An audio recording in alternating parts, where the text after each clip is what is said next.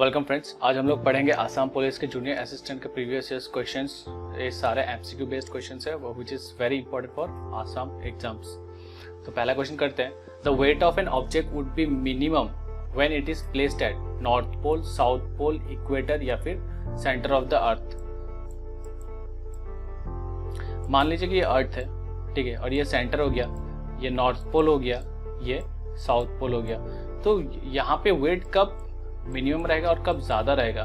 मान लीजिए कि यहाँ पे आप खड़े हैं, ठीक है, तो यहाँ पे आपके ऊपर ग्रेविटेशन का फोर्स एक्ट कर रहा है। जो g है वहां पे यहाँ पे 0 होता है, ठीक है। तो एट दिस पॉइंट आपका जो वेट है वो सबसे ज्यादा रहेगा और जो सेंटर है वो सबसे कम रहेगा। अभी इस डायग्राम को एक बार देख लीजिए। आप अगर यहाँ से मैं होल बना लेता हूँ, ठीक है, और आप सडनली यहाँ से गिर गए, तो जैसे सेंटर ऑफ द अर्थ और आपका पोल से उसका हाफ डिस्टेंस में आपका वेट कितना होगा? आपका वेट हो जाएगा half, exactly half of your current weight, ठीक है। जैसे आप सेंटर में आ जाएंगे, ठीक है, तो वहां पे आपका वेटलेस हो जाएगा, ठीक है, आपका वेट एकदम सबसे कम। A car and a loaded truck are moving with the same speed along a road. As compared to the truck, the car shall possess more kinetic energy, more potential energy, less kinetic energy या फिर less potential energy. तो देखते हैं kinetic energy का पहले formula क्या होता है। काइनेटिक एनर्जी हम लोग डिराइव करते हैं हाफ mv²। यहाँ पे m हो गया मास, ठीक है, यहाँ पे स्पीड दिया हुआ है सेम स्पीड, ठीक है। अभी कार का मास और ट्रक का मास अलग अलग होगा, राइट। अगर मास ऑफ कार में ये लेता हूँ और मास ऑफ ट्रक में ये लेता हूँ तो ऑब्वियसली हाफ और v² दोनों का सेम है, तो बचेगा क्या? mc और mt, ठीक है। तो यहाँ पे mt ज्यादा हो जाएगा, मतलब मास ऑफ ट्रक ज्यादा हो जाएगा, ठीक है। तो यहाँ पे पूछा है as compare to truck the car sell possess, इसके पास क्या होगा? कम होगा, ठीक है, लेस देन साइन कम है, तो इसके पास लेस काइनेटिक एनर्जी होगा। और पोटेंशियल एनर्जी क्या है? देखो यहाँ से अगर एक बॉल को ऊपर फेंक देते हैं, ठीक है, तो अगर यहाँ पे पहुंचता है तो यहाँ पे पोटेंशियल एनर्जी इसका सबसे हाई होगा, ठीक है। और एट द ग्राउंड, ठीक है, एट द ग्राउंड इसका पोटेंशियल एनर्जी एकदम 0 होगा, ठीक है। और सिंस कार भी स्ट्रेट लाइन में जा रहा है और ट्रक भी स्ट्रेट लाइन में जा रहा है, तो इन दोनों का काइनेटिक एनर्जी हम लोग कंपेयर करेंगे, ठीक है। तो यहाँ पे इसका काइनेटिक एनर्जी कार का जो है वो कम रहेगा बिकॉज इसका मास कम है। When two bodies stick together after collision, the collision is said to be partially elastic, elastic, inelastic या फिर कोई नहीं। तो इसको कहते हैं जब दो बॉडीज आपस में टकरा जाते हैं, ठीक है, एक कॉलिशन होता है और वो चिपक जाते हैं, तो उसको हम लोग कहते हैं इन इलास्टिक कॉलिशन। यहाँ पे क्या आता है? मोमेंटम को कंजर्व हो जाता है। Here momentum is conserve. क्यों इन इलास्टिक क्यों कहते हैं इसे? क्योंकि जो काइनेटिक एनर्जी है यहाँ पे लॉस हो जाता है, ठीक है। तो heavy loss of kinetic energy यहाँ पे होता है। और इलास्टिक किसे कहेंगे? मान लीजिए एक आप यहाँ पे खड़े हैं, ठीक है, तो एक बॉल लिया, बॉल को बाउंस किया तो तुरंत आपके हाथ पे आ जाएगा, ठीक है, सेम हाइट पे आ गया। तो यहाँ पे काइनेटिक एनर्जी और पोटेंशियल एनर्जी दोनों एक समान है, ठीक है। तो यहाँ पे जो मोमेंटम एनर्जी है ये कंजर्व्ड है, ठीक है। तो इसका जब दो बॉडीज आपस में टकरा जाते हैं और कॉलिशन में और चिपक जाते हैं तो वो हो जाएगा inelastic. A red hot steel bar is an example of mechanical energy, vibrational energy, kinetic energy, none of the above. अभी जब एक स्टील को, ठीक है, बार बार हथौड़ा से मारते मारते वो रेड हो जाता है, ठीक है, इसका कलर रेड हो जाता है, तो ये प्रोड्यूस क्या करता है? ये एक्चुअली प्रोड्यूस करता है हीट एनर्जी, ठीक है, ये प्रोड्यूस करता है हीट एनर्जी। और heat energy is a form of kinetic energy. The time taken by the light to travel from the sun to the earth is approximately 8 seconds, 8 minutes, 8 hours या फिर 8 light years.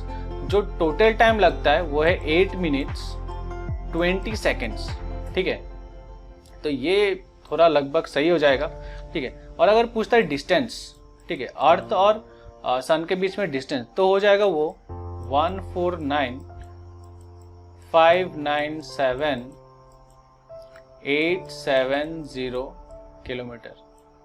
इसको बहुत लोग ऐसे भी लिखते हैं 149 इंटू 10⁻6 किलोमीटर अप्रॉक्स, या फिर इसको 15 इंटू 10⁻7 किलोमीटर भी अप्रॉक्स बोल सकते हैं। इसको याद कर सकते हैं, ठीक है। ये फुल याद करने का वजह इतना तक याद कर सकते हैं, तो आपको अप्रॉक्स एक अंदाजा हो जाएगा। अभी ये जो वैल्यू है, ठीक है, ये वैल्यू है the distance between the earth and sun, इसको हम लोग बोलते हैं एस्ट्रोनॉमिकल यूनिट, ओके। और अगर पूछते कि distance between the earth and moon, ठीक है, तो वो हो जाएगा 384,400 kilometre. The velocity of sound in is largest in air, water, oil, steel, ठीक है। जो साउंड है वो सबसे तेज जाता है सॉलिड पे, ठीक है, it travel fast in solid. उसके बाद आ जाता है वाटर में। अब वाटर और ऑयल कौन सा होगा, तो पहले सॉलिड है, मतलब क्या, डेंस, ठीक है, जो ज्यादा डेंस होगा।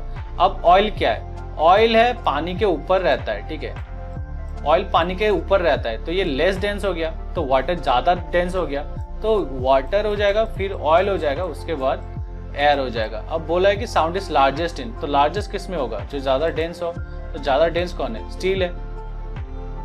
The supersonic speed of an aeroplane is express in Mach number, decibel, hertz या फिर कोई नहीं।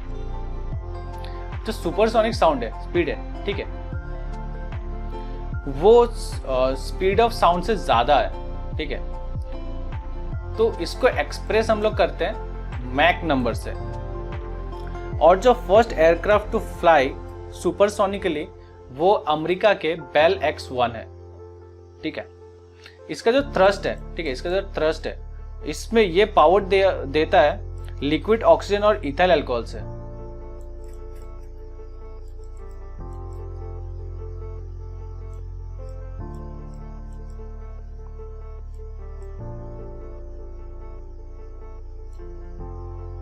The quality of sound is judged by its frequency is varies over tones, longer wavelengths या all of the above।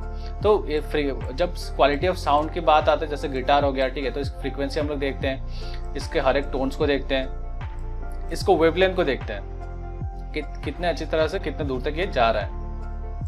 तो इसका answer हो जाएगा all of the above। One can't hear sound on the moon because it has no light, atmosphere, darkness, none of the above। तो वहां पे light है, ठीक है, एटमॉस्फेयर नहीं है और डार्कनेस होता है, ठीक है। तो एटमॉस्फेयर मतलब क्या, अगर ना एयर है, ठीक है, ना वाटर है, तो कोई तो मीडियम चाहिए होगा साउंड को ट्रैवल करने के लिए। यहाँ पे कुछ भी नहीं है, तो one can't hear sound on moon because it has no atmosphere, ठीक है। A spherical mirror is nothing but one spherical ball polished on its surface. Plane mirror only, large number of plane mirrors equally inclined to each other या फिर none of the above। तो spherical mirrors क्या होते हैं, spherical balls polished on its surface, तो इसका surface polished रहता है। तो यहाँ पे हम लोग कुछ spherical mirrors देख लेते हैं। The type of radiation emitted by radioactive substance are alpha rays, beta rays, gamma rays या फिर all of this। जो रेडियो एक्टिव सब्सटेंस है, ठीक है, वो अल्फा रे छोड़ता है, बीटा रे छोड़ता है और गामा रे छोड़ता है, तो आंसर हो जाएगा ऑल ऑफ दिस। और जो रेडियो एक्टिव सब्सटेंसेस है, ठीक है, वो डीके होता है नेचुरली। अगर पूछता है कि मोस्ट रेडियो एक्टिव सब्सटेंस, तब हो जाएगा पोलोनियम। इसका हाफ लाइफ है 102 ईयर्स। हाफ लाइफ का मतलब अगर ये पोलोनियम है, ठीक है, इसका हाफ पर डीके होने के लिए इसको लगेगा 102 years। Which of the following comet appears after 76 years? Halley's, Holmes, Donatis या फिर Alpha Centauri। जो हैलेस है, ठीक है, इसका आंसर हो जाएगा हैलेस कॉमेट, ठीक है। जो हैलेस जो पहली बार देखा गया था वो है 239 BC में, ठीक है, और हम लोग आखिरी बार इसको देखे थे 1986 में। ये अभी नेक्स्ट अपीयर होने वाला है 2061 में। तो ये एवरी 76 ईयर्स ये अपीयर होता है। अगर पूछता है कि सबसे बिगेस्ट कॉमेट कौन सा है, तो तब हो जाएगा हेल बॉब कॉमेट।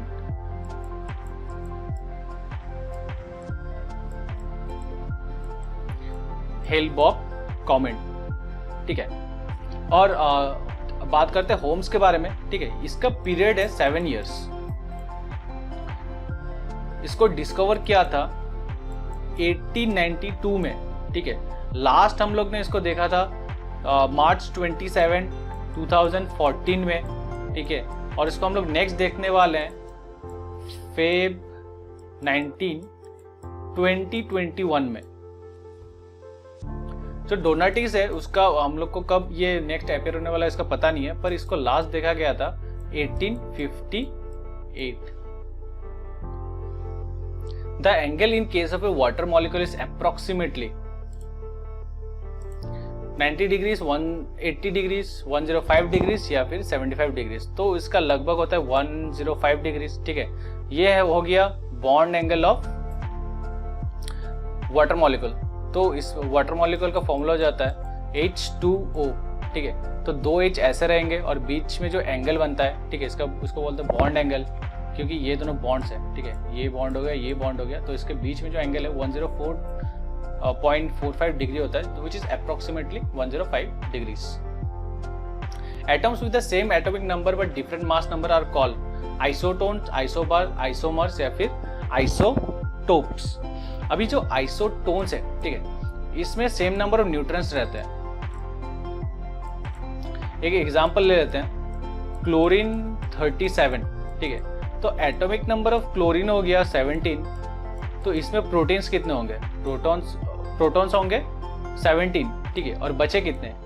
तो 37 माइनस 17 तो 20, तो ये हो गए न्यूट्रॉन्स, ठीक है।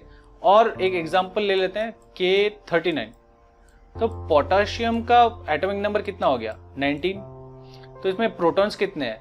प्रोटॉन्स होंगे 19, ठीक है। और 39 माइनस 19 कितना होता है? 20 इसके न्यूट्रॉन्स हो गए। तो ये दोनों हो गए आइसोटोन्स, ओके। आइसोबार्स, अभी आइसोबार्स डायरेक्टली ऑपोजिट टू है आइसोटोप्स। कैसे हो वो मैं बताता हूँ।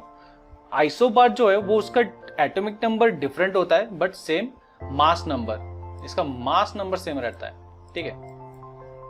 और जो आइसोटोप्स है इसका एटॉमिक नंबर सेम रहता है और डिफरेंट मास नंबर। अभी इसको कैसे याद रखें कि किसका मास और किसका एटॉमिक नंबर सेम है। देखो बार्स का A है, ठीक है, तो हम लोग इसको याद रखते हैं मास से, ठीक है। और T और ओप्स है, ठीक है, तो एटॉमिक का O यहाँ से आ जाता है, तो इसका एटॉमिक नंबर सेम है, इसका मास नंबर सेम है। और जो आइसोमर्स है वो उसका मॉलिक्यूलर फॉर्मूला सेम रहता है बट उसका अरेंजमेंट ऑफ एटम अलग अलग रहता है। Which type of cell division occurs in cancer cells? Mitosis, meiosis, both A and B, या फिर cell division does not occur? तो इसका करेक्ट ऑप्शन हो जाएगा A, mitosis. The sensation of fatigue in the muscle after prolonged strenuous physical work is caused by, मतलब बहुत ज़्यादा physical exercise, decrease in supply of oxygen, minor wear and tear of muscle fibers, accumulation of lactic acid। तो ज़्यादा लंबे समय तक अगर आप एक्सरसाइज कर रहे हैं, ठीक है, बहुत इंटेंस एक्सरसाइज कर रहे हैं, तो decrease in supply of oxygen हो सकता है, minor wear of tear of muscle fibres हो सकता है, एक्यूमुलेशन ऑफ लैक्टिक एसिड हो सकता है। तो all of this are correct. Milk, meat and eggs are good sources of fats, carbohydrates, protein या फिर विटामिन। तो मिल्क, मीट और एग से हम लोग को क्या मिलता है? हम लोग को मिलता है proteins. Saffron is dried flower birds, styles, stigmas या फिर पेरिएंट। जो सैफ्रन है वो उसे हम लोग केसर कहते हैं, ठीक है। तो इसका साइंटिफिक नेम क्या हो गया? साइंटिफिक नेम है इसका क्रोकस सैटिवस लेनियस।